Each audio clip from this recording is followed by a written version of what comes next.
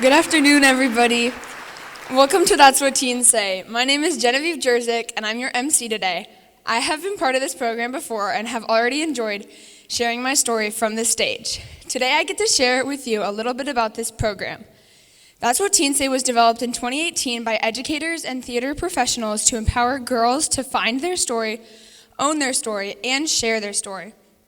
To date, more than 200 girls in Champaign-Urbana have been through this 3-day empowerment program. Since Friday night, our teens have been working with caring mentors to help them step outside their comfort zones and explore the power of sharing their voices. They each wrote and rehearsed a personal story to share with you all today. Several of our teens were not able to come all 3 days and be here today to share their story. But for the 5 young ladies you are about to meet, we are excited for you to enjoy their powerful stories. We are going to bring them out in just a moment, but first I would like to introduce you to the creator and director of That's What Teens Say, Jenette Jurczyk. And my mom. Hashtag fun fact. Good afternoon, friends and family. I just want to take a moment to personally thank each of you for letting us spend this weekend with your incredible teens. We had a remarkable time getting to know them, helping them discover their stories and their voices, and we are so honored that you're here to witness their incredible final performance and showcase. I just needed to thank a few people for making this weekend possible. We couldn't do this without the support of the Champaign Park District, who gives us access to this incredible space, so thank you to them. Our incredible sponsors, the Rock Counseling Group, has been by our side for a few years now, ensuring that we have the support to keep carrying on these programs. Kevin McGuire, our technical leader, Lisa Elstrom, our photographer and videographer, and then these incredible mentors who gave up their weekends to spend this time with us. So Sandra Diaz came down from Chicago, you guys. Maddie Garbacz, who is a student at the U of I in social work and is loving this work. Danielle Martorana, who's been helping me run the teen programs and came in from Bloomington Normal. Genevieve, who showed up to support Mom this weekend. I'm so grateful. I need to thank Busey Bank, First Federal Bank, Moe's Southwest Grill, who donates food so that we can feed our teens while they're here, Jayme, Ahlden, a realtor with Coldwell Banker. These are all local businesses that stepped up to help us make this weekend possible. So thank you. I appreciate that very much. For those who don't know, I'm the national director of the She Said Project, and I get to direct an annual performance called That's What She Said that empowers real women from the community to share their voices and their stories loud and proud live on stage. And so several years ago, we realized that if we apply that same concept to these young ladies, if we help them find their confidence and stand loud and proud, a little bit out of their comfort zone on a stage, that maybe they can go out into this world feeling how amazing they really, really are.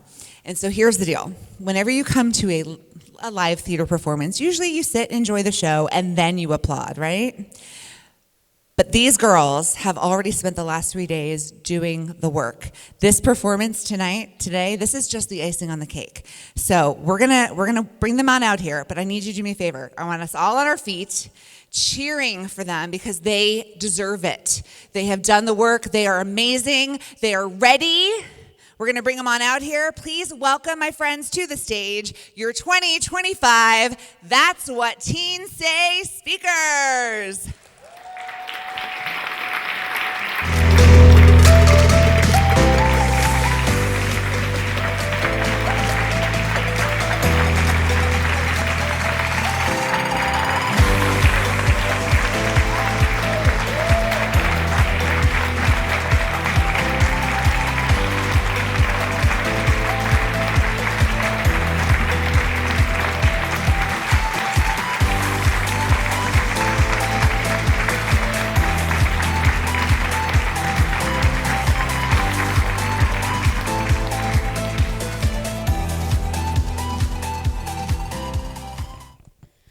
Allows me to express things without having to actually say it.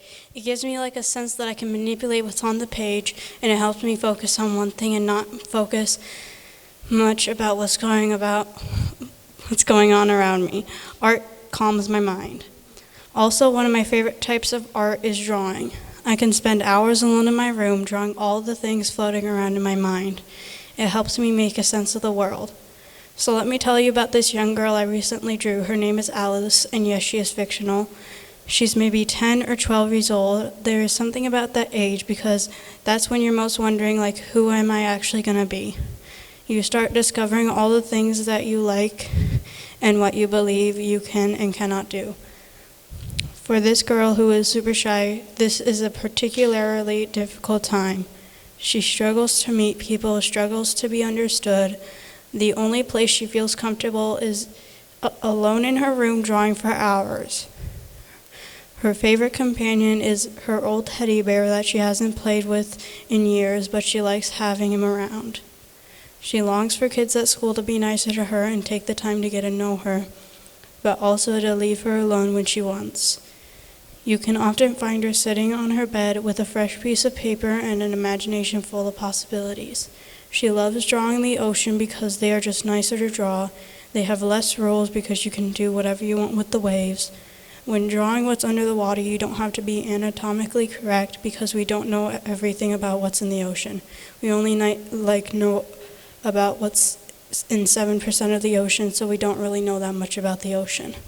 She likes learning about the world and then drawing it. Google is her friend because she can ask the stupidest questions and it won't ever judge her. What she does know is that no one else sees the world quite the way that she does. But she keeps her opinions to herself. She doesn't want to upset other people or lose anyone who doesn't agree with her because she doesn't meet that many people that she likes. She just wants to draw the world in a state of peace and harmony. She draws herself as a chibi figure, often floating in her own imagination. Her brain is overflowing with ideas, with hybrid animals that could look like an armadillo mixed with the Komodo dragon. Her favorite food is spaghetti, just spaghetti. She wants to grow up to be an artist, not in a big city, in like kind of small city, not too big, not New York size, but kind of Chicago size. No pets because she can barely take care of herself.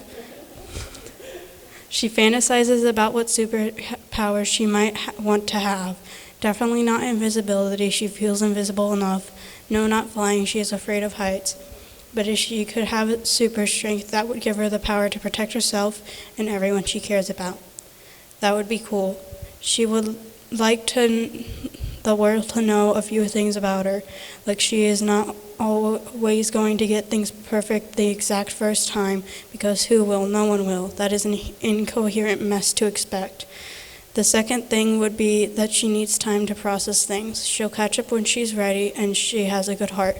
She is making it up as she goes along, all of it. This art, this life, this me. I'll catch up when I'm ready. In the meantime, I will continue to express myself through art. It helps me see the world and process the world around me.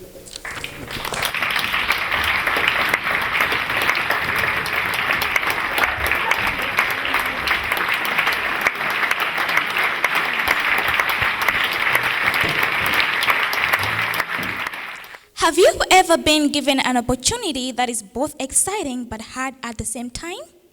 Well, I came to the United States in 2023 from Malawi. My aunt had always wanted to bring me here, so I started preparing since 4th grade-ish. Back home, I was living with my brother and mom, and so many relatives were close by us. It was amazing. On school holidays, I would go to different places in my auntie's houses. I had a fun childhood, and if I would have the chance to relive it, I would, because I made amazing memories and friends, relatives that I would spend time with, and a brother who taught me how to play football. Oops, I meant soccer. When my granny asked me if I wanted to go to America with her, I was very excited, and of course the answer was yes. But then we were remaining 2 days in the country. I started feeling sad because I realized that it's a whole new different country in a different continent too. I wouldn't go back home to visit whenever I wanted, like I used to do when I was on break. Leaving my mom, brother, relatives, and friends to start a new life was very hard. However, it was for my own good. America has so many great opportunities for me. So just like that, I left my home and everyone, but I never forget them. The plane experience with my grandma was very nice, but I didn't like the food on the plane. When we landed, my aunt welcomed us. It was a very warm welcome. Then she drove home here in Champaign, Illinois. The new household was very nice with lovely people. I got comfortable, and my granny and aunt bought me a phone, and that was really nice because I could talk and video call people back home.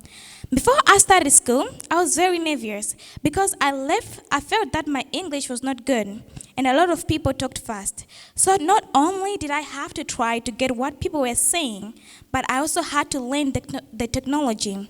But when I started school, people were kind, and there were other students from other countries learning English too, so I was kind of relieved.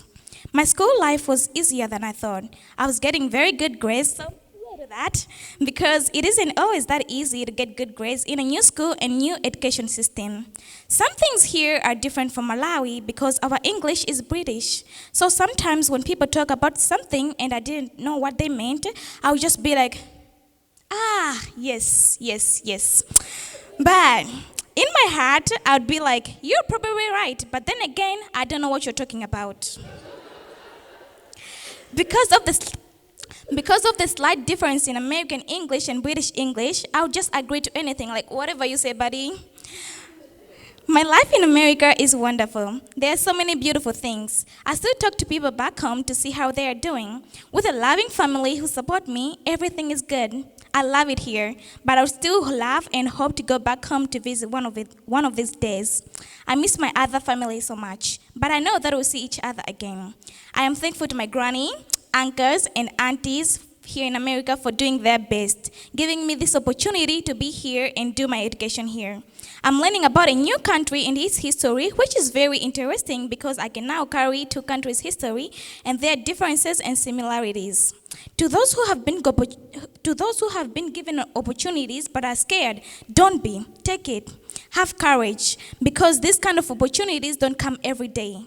You may have a struggle at first, but once you get the gist out of it, just know that you make the best out of it. But don't ever forget where you come from, because some of your background defines who you are. Thank you.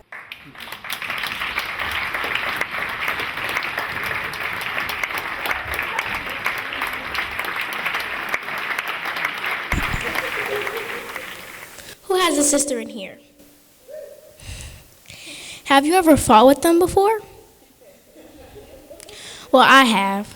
When me and my sister fight, we still do each other's hair. When me and my sister fight, we still eat seafood with each other. When me and my sister fight, we would still play dolls all night together. When we were younger, of course. When me and my sister fight, we still do dance battles with each other. When me and my sister fight, we still make songs for each other. When me and my sister fight, we still stand up for each other. When me and my sister fight, she would still change my diapers when I was a baby, of course. I don't wear diapers no more.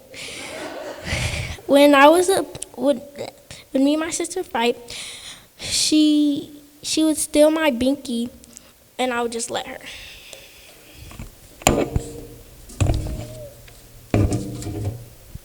When me and my sister fight, we would still do TikToks with each other. When me and my sister fight, we would sneak out of our rooms to get snacks at 12 a.m. when we were younger, of course. I don't do that anymore. When me and my sister would fight, we still sing songs to each other and have fun. When me and my sister fight, we still made matching bracelets with each other. When me and my sister fight, she would still do my nails for fun. When me and my sister fight, we'll play dress up when we were supposed to be sleeping when we were younger, of course. When me and my sister used to fight, we'll have our girl talks. When me and my sister fight, she'll ask me to go do something that I don't want to do. When me and my sister fight, we'll gossip about people that we don't like.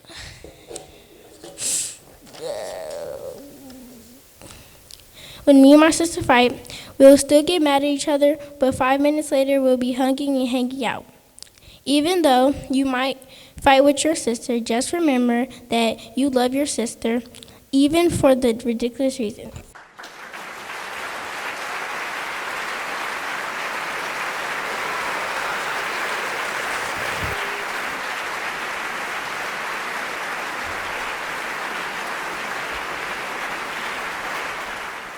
I have always been told God will turn it around. God won't let you down. But no one had the answer to my question of what happens when there's a test in my testimony. I often feel misunderstood when I try to express my feelings, and I'm frustrated when they aren't considered. I would feel that I was the problem. I started to feel hopeless, struggled to trust God, and embrace what God says about me. My mom was always my support when it came to comforting me when I felt down. All I knew is God heard my cry. My hope was that he would come save me from the pain, and I questioned whether my future would change for the better. While I was questioning, I was given the strength to keep going and maintain a B-point average GPA, and now I have the opportunity to graduate early. A year that stood out to me is when I turned 16 years old.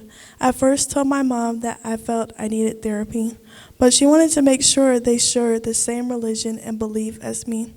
Thankfully, I found a therapist who did. When I finally started, I was excited about the next journey. When I first walked into therapy, I thought she would make the biggest difference, like my problem would just go away. Turns out I was wrong. God could only take the weight off my shoulders. My therapist personally gives me advice on how to better communicate my feelings, is 100% understanding, and gives me insight on the way to go about certain situations. We also use biblical techniques to help me remain positive and grow as a person. Another thing that has helped me is the support of my mom.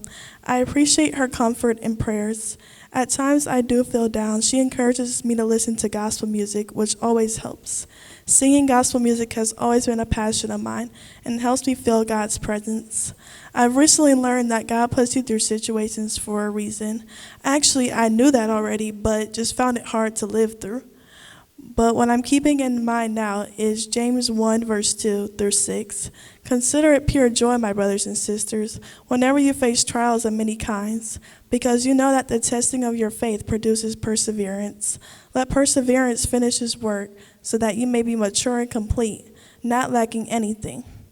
If any of you lacks wisdom, you should ask God, who gives generously to all without finding fault, and it will be given to you. But when you ask, you must believe and not doubt, because the one who doubts is like a wave of the sea, blown and tossed by the wind. My takeaway from these verses is to stay joyful when facing trials and to consider it a testing of faith, which produces perseverance. Perseverance means persistence in doing something, despite difficulty or delay in achieving success. I must let perseverance finish its work so that I may be mature and complete, not lacking anything. And I know if I don't lack anything, I will be prepared to face the next trial I go through. Finally, I will trust that God has better for me. I know that he will give me wisdom if I ask. I will not doubt him because I know that he is with me. I will be patient as he turns it around for me. And in the end, I will be successful.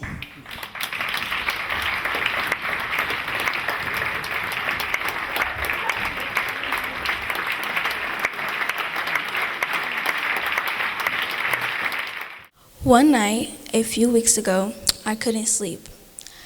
I had so much on my mind that I needed to get out. I got up and started writing. I cried while writing about this situation because it hurt me so much.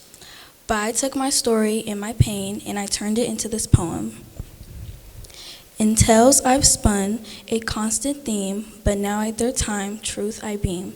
A friend I loved, a sister's guise, through tales stood behind her lies. It started when a setup's art with a certain guy, she played a part. Her calls never stopping, a jealous rage, fake weird, the words she'd engage. Demanding text, a reason why, cursing names as friendships die. I hang up hurt, each word a sting, forgiving still, what would it bring? Embarrassing pictures, a cruel display, I laughed it off, what could I say? Beloved and bloomed for the boy so near, yet shadows grew, fumed by my fear. Accusations flew, a cheating game, to her I cried, love's dying flame. She whispered lies of his descent, while plotting moves, bitter and flint. 4 months we fought, then broke apart, the truth unveiled, a poison dart. She spun her tales to both entwine, a web of lies in her wicked mind. Before the break, I missed him so. Her question came, a painful blow. I like your ex, she dared to say. I warned her off, come what may. Then screenshots flashed, their love declared. Bae, they called, my heart broke, betrayed. I blocked them from my sight, returning back, a painful plight. I walked on by, my heart in pain. They flirted close in love's domain. Though hurt ran deep, I knew it's best to keep my distance, put love to the test. They sought to mend to ease the air, but I refused, I couldn't bear. A year has passed, the pain remains, yet forgiveness calls to break the chains. They call me dramatic, taking it far, but this is my truth, behind the scar. No more I'll speak, no grudges held, I'll move on now, a story dispelled. My mother's words, a lesson learned, not every friend is truly earned. Keep thoughts inside and trust with care, for even the closest can turn and tear.